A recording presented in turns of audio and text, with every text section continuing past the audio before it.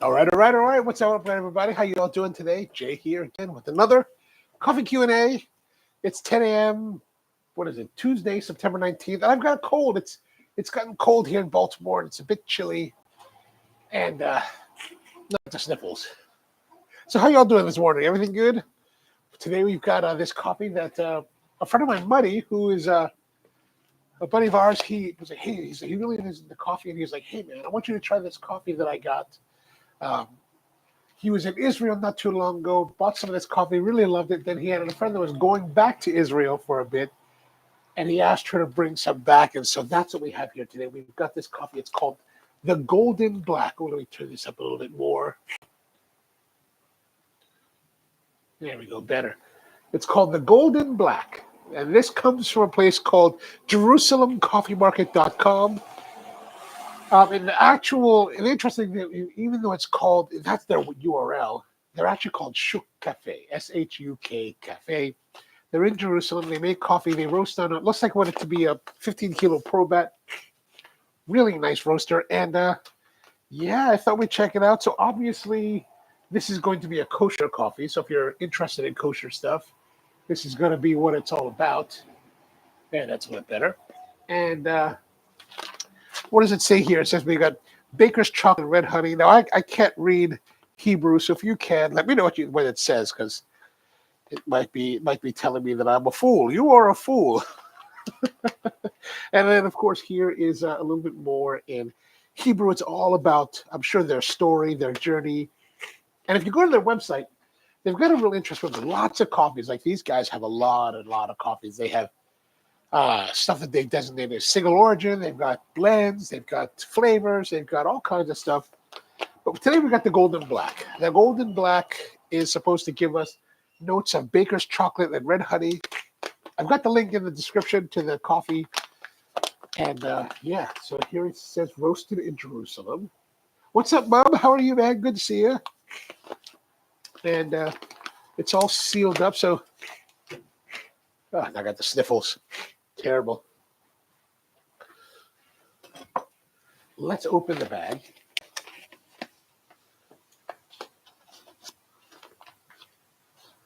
He was kind enough to give me this bag. He's like, I haven't opened it yet.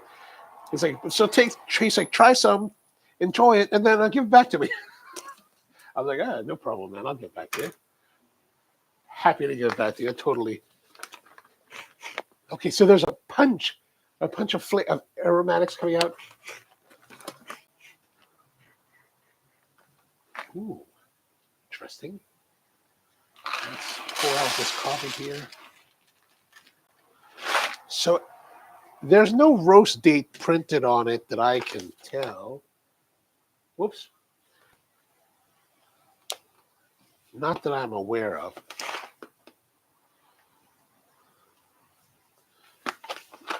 It's a pretty heavy-duty bag, which I really kind of I like that fact. It's a heavy-duty bag. Oh, my hair's a little bit. All right, so let's have a look at the coffee. So we can see some of the oils here, and maybe this coffee might be about a month old or so, and we're talking that there's a little bit of oil. So obviously, this is a darker roasted coffee. It's not terribly heavy, like you could still see a lot of brown. So it's not those roasts that are super pungent. Maybe tomorrow's will be.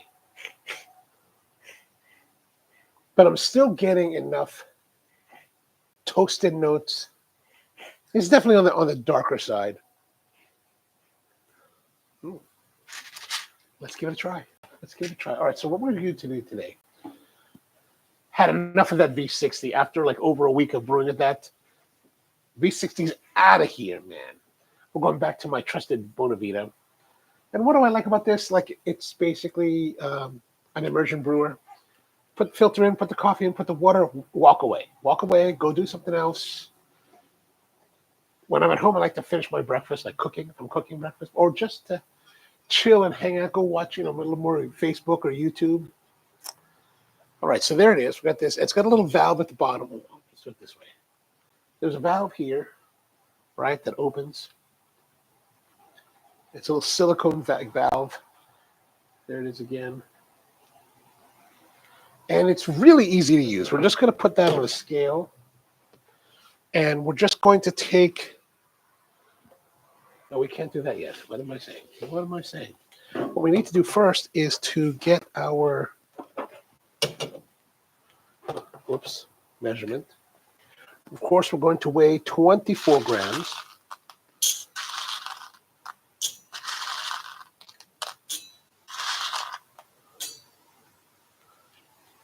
$25 will do. And then now to grind.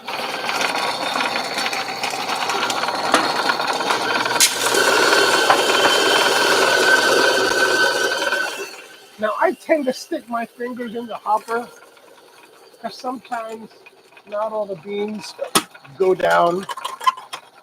Never will I recommend that. Because you know what? You put the fingers just a little bit too far into the chute. Yeah, it's called mangled fingers. Mangled fingers. All right, let's have a look at this. And now we've got the coffee ground. Now this is, you can, it's a little bit hard to tell. I know it's a little bit overexposed. I mean, you can see here that it's a wedge shaped. So in this case, we're going to take the filter, and you can see the seam here. We're just going to fold it across along the edge. I tend to put them on opposing sides so that they're not so, you know, bunched up. Like if they get bunched up here, right? So let's put that like this.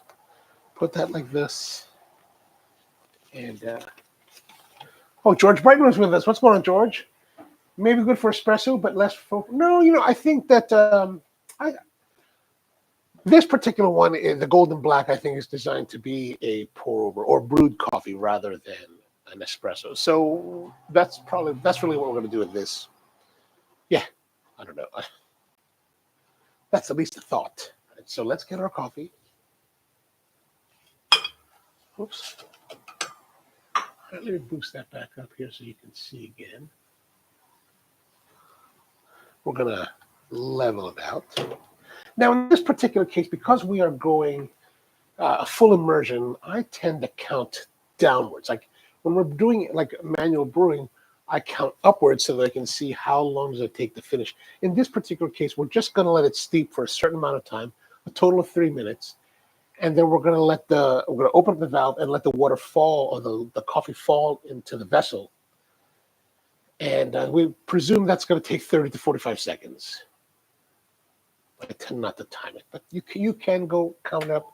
Let me just make sure the water is nice and hot, reaching a boil. So we're going to make sure that our timer is set to 0. And the nice thing about this, instead of like, you know, you can transfer it to like a pouring kettle, but typically for this, I don't. I like to use the big kettle and get a little bit forceful with it, get a little, you know, handle it a little bit. Oh, we're going to set this to 3 minutes. That's right, 3 minutes.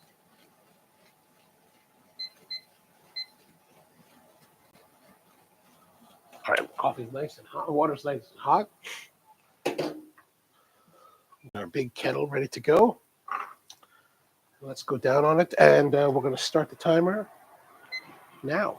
Now, I'm just going to pour pretty heavily, but 85 grams. Oh, I totally messed that up. I forgot to reset that. That's all right. That's all right.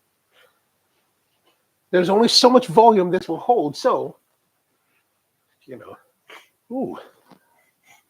There's some interesting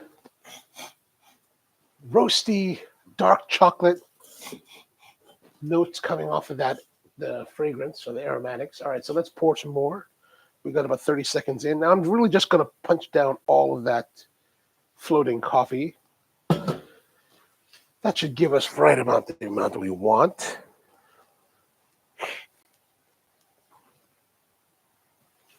And here's the thing. So now we got 2 minutes, 12 seconds to go, and it's just a matter of waiting. We just kind of wait and hang out.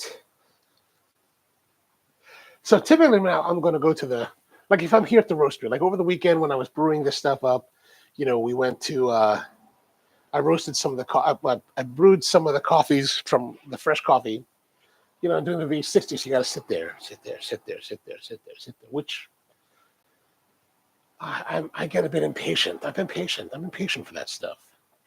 I like this. I can just go back, sit down, chill out. What about this apron? This apron is one that was given to me by the Costa Ricans when I was there a few years back. It's kind of nice, kind of yellow.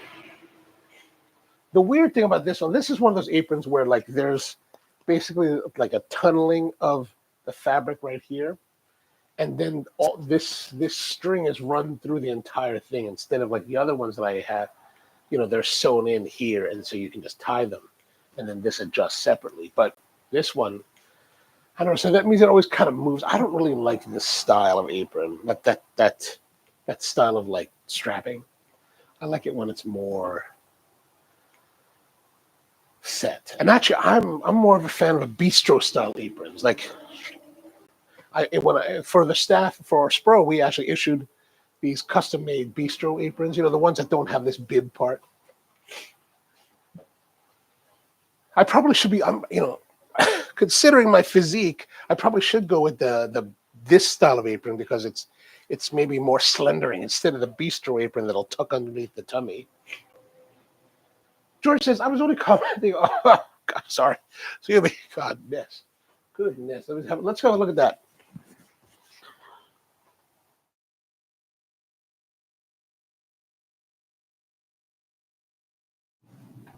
All right. So I was only commenting from looking down at the naked beans, which is more. Gotcha. Oh no. Don't worry. I don't take any kind of criticism on that. I definitely understand. Okay, so now we're beeping. So let's have a look at this. Oh, we need to put our.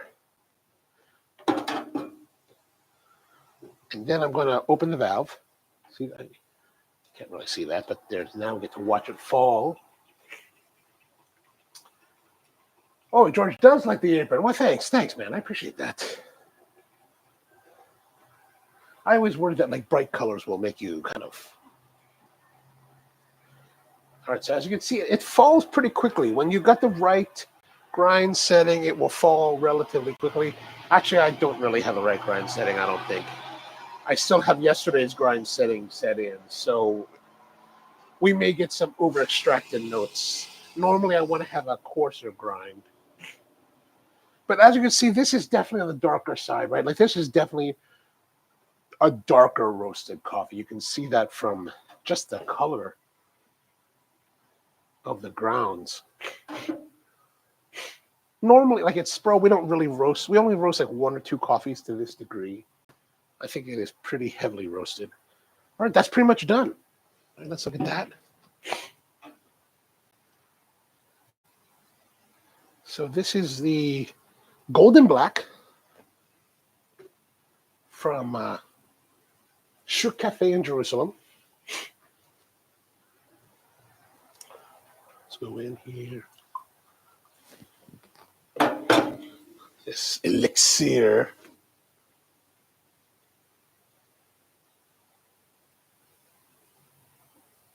Jump this down a little bit. Focus. There we go. That was a good steep time. I like this brewer. Yes, I do like these brewers. They're really, they're nice. I mean, and they're simple. You don't have to go through all this rigmarole, and yeah, I just like the idea that you get to, steep the coffee and the water together, filter it out, done. I do think that when you do pour-overs and other styles of brewing, the technique, the way you do it will impact the flavor. I think this gives a little more neutrality to it. So much sniffling today and so many messages coming through. All right, let's have a... Despite my sniffling, there is that toasty note, that dark chocolate. There's a light bitterness on the front, bold, a little bit robust on the first taste. Now here's the thing: sometimes you get these coffees that are. This is what. So we were talking yesterday about CBB damage, right? So the coffee berry borer, La Broca, those are little mites that will burrow through your coffee beans and damage your coffee, giving you like off flavors such as muddiness, earthiness, dirtiness. A lot of times when you have these dark roasted coffees from a lot of these roasters, they're using less than beautiful coffee. So you have a lot of defects in those, and those defects compound with the darkness of the roast. I think it's like this is an example of a nicely sorted coffee being roasted to a darker roast profile. So while there are toasty, dark notes to the coffee, it's still clean, it's still pleasant, it's still enjoyable, right?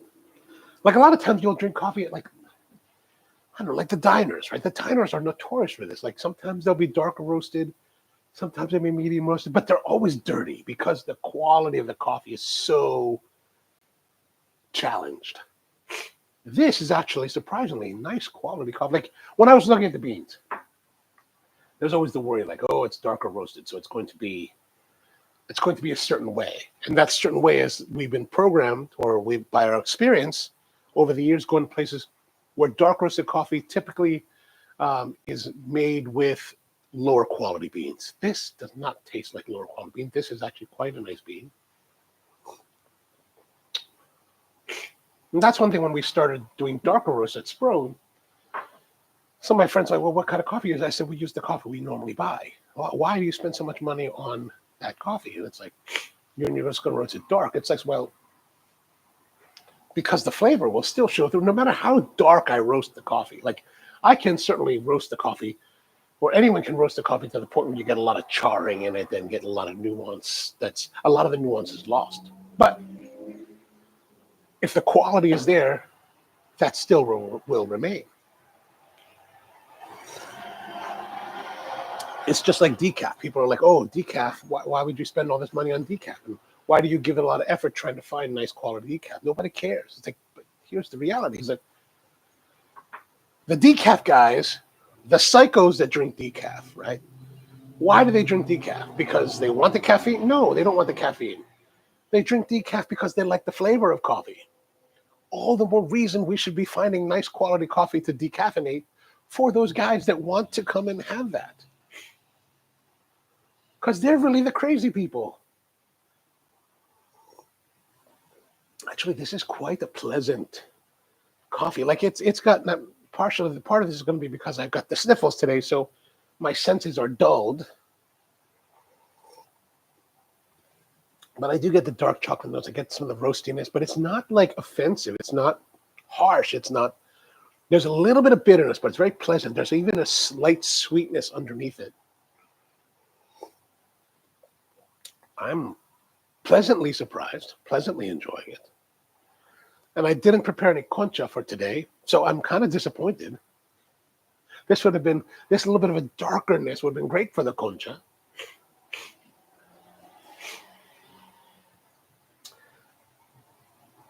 George asked, so the base bean quality is good and you don't serve. Yeah. So a lot of that finish that you're talking about will be because of the defects inherent in the coffee itself. So even if you took that same defective coffee, you roasted it dark and you roasted it light, you'll still have those base characteristics that are just disagreeable. Now, the darkness can help to burn some of that out, but really it does. I mean, it won't really eliminate it. So that's why with this, when you use nice quality, it's just like, using, I don't know if there's a correlation to cigars because of the way that the technique of rolling and blending, but this is pleasant. This is a pleasantly enjoyable drink. Wait, are you saying that it marks you as crazy? Because yes, absolutely. Because like, what do a lot of people in America drink coffee for? Because they want that caffeine, right? They're like, I need that hit. Why are the decaf guys drinking in it? They don't want the hit because they don't want the caffeine. So they're crazy people. Yeah. I like crazy people though. That's the thing.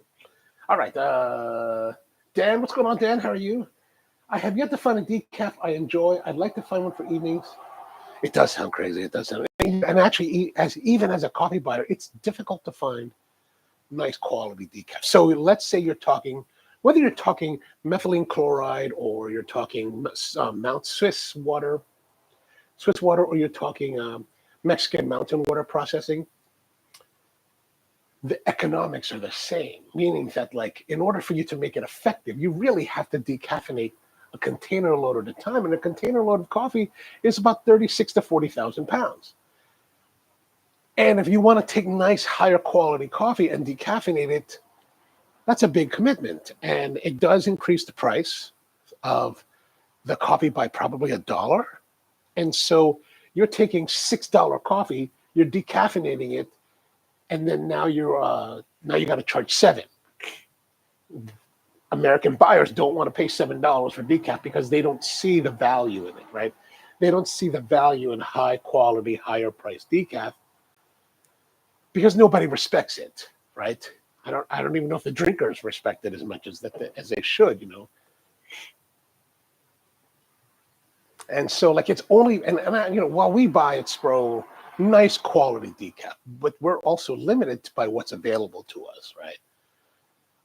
A friend of mine, Steve Mirish of the Mirish family, they did at one time run some of their coffees through decaffeination, which cost a little bit more. We bought a lot of it for a long time, or when they had it, and I don't know if they still have it. I should call Steve anyway. But like, it definitely put a premium on it, and you know that's something you have to pass on, which you know Spro's always been known for expensive coffee. So, and so that's. And then, of course, to make it worthwhile, you want to buy it in quantity.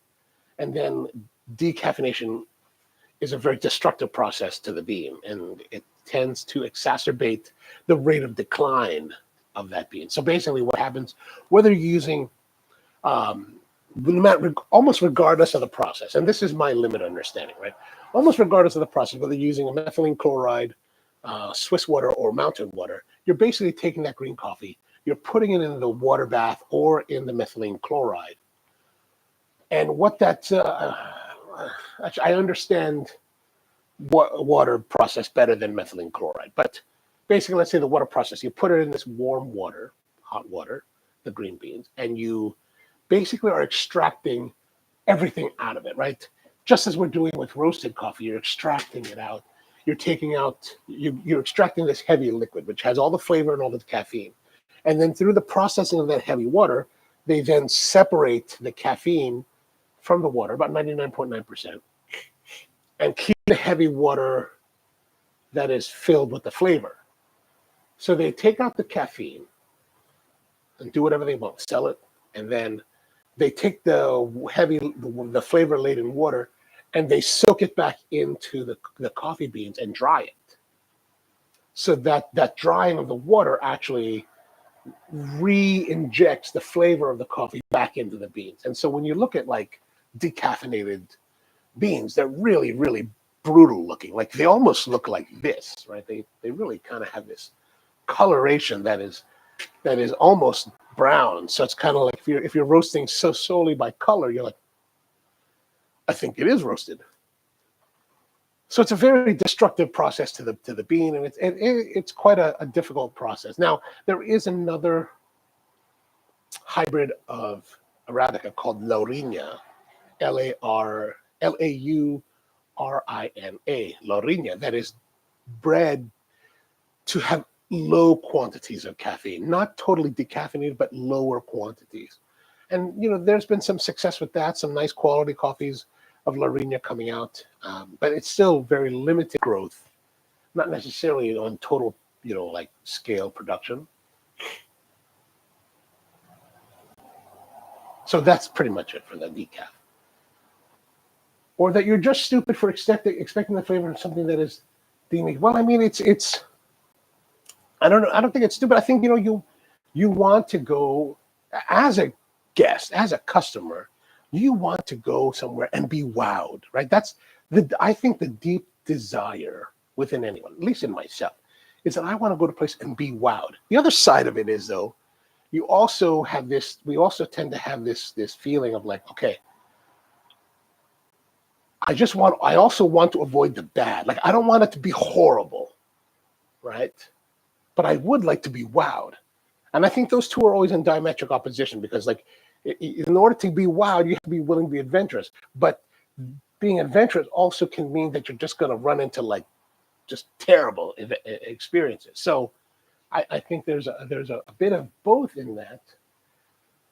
But I don't think it's stupid. I think it's important that you should expect that. And hopefully, you can express that to the people that are operating wherever you go. And then hopefully they start to realize that, it's time for us to start thinking in a different paradigm, a different way about how we should approach decaf.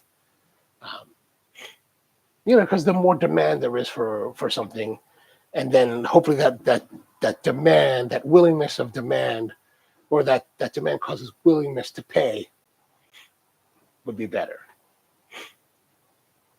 Oh, sure, not a problem with the brief of decaf.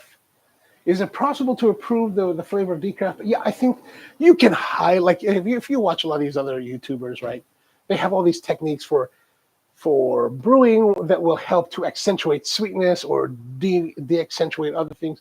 You can go through that and try it. But the thing is that it's just like, I guess, with cigar making, right? If you have poor quality leaves, you can only get so high no matter how much you can blend. Same thing with coffee. It's always the base product that holds you back. Dan's asked, difficult to roast and difficult to extract an espresso. It's definitely difficult to roast. Like, it's one of those things where you just, it's difficult, but it's also one of those things where it's just more about gaining experience with it, right? So you have to have the experience with the coffee and with the roasting in order to learn how to get the best out of it. The other side of that problem is that, again, decaf in the United States represents a smaller percentage of regular coffee. Outside the United States, it's almost nil, right? But like in the United States, let's say 5% of what you roast is decaf, or maybe more like 3%.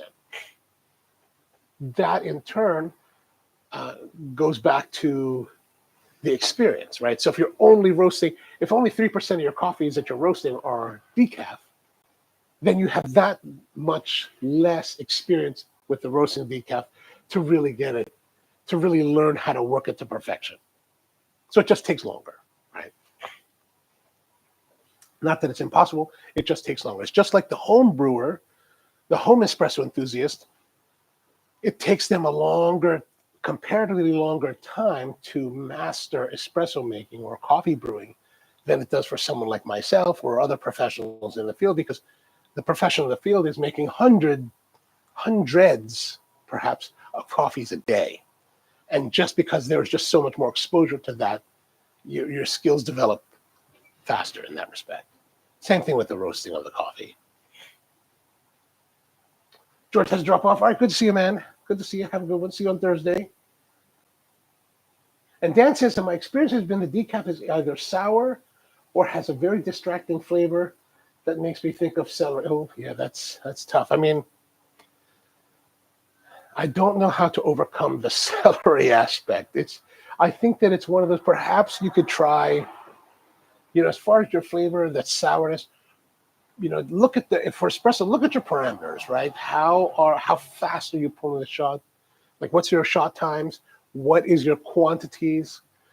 Maybe try to up your quantities. Like at Spro, our standard dose for espresso, whether regular or caffeinated espresso or non-caffeinated espresso, was 21 grams. So I like a higher dose to give a little more body, to give a little more flavor, right? A lot of people will use 14 grams, sometimes 18 grams now, I guess, is the new paradigm. We've always been a 21 gram house. And try that. Try playing with your quantity as well as the grind setting, right? So I would say maybe finer to get a little more pull. So the sour could be that your extraction is going faster. So I find that a lot of sour tones will come from faster extraction. So if you can find a way to retard that extraction, to slow it down, give more resistance, then I think you might get a little bit better result. Do that through extra compaction with more coffee or finer grind to create a tighter mesh, a matrix of coffee against your water flow. So give that a try and see if that might help. All right, let's have another last taste of our coffee today. Yes, strangely, there's a little bit of sweetness, dark chocolate notes.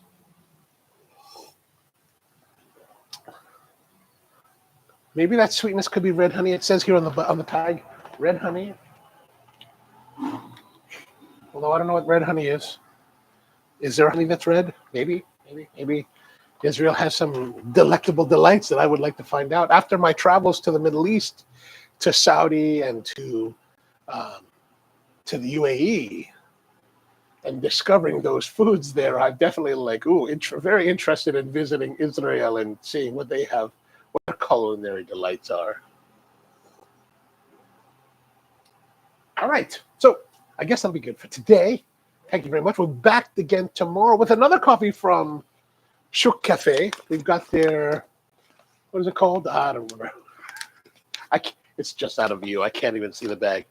But we have another coffee tomorrow, and I think that's going to be a darker roasted coffee, like darker roasted than this. So that should be quite interesting. But anyway, thank you very much for tuning in. Back again tomorrow, 10 a.m. And hope you have a great day. And see you next time.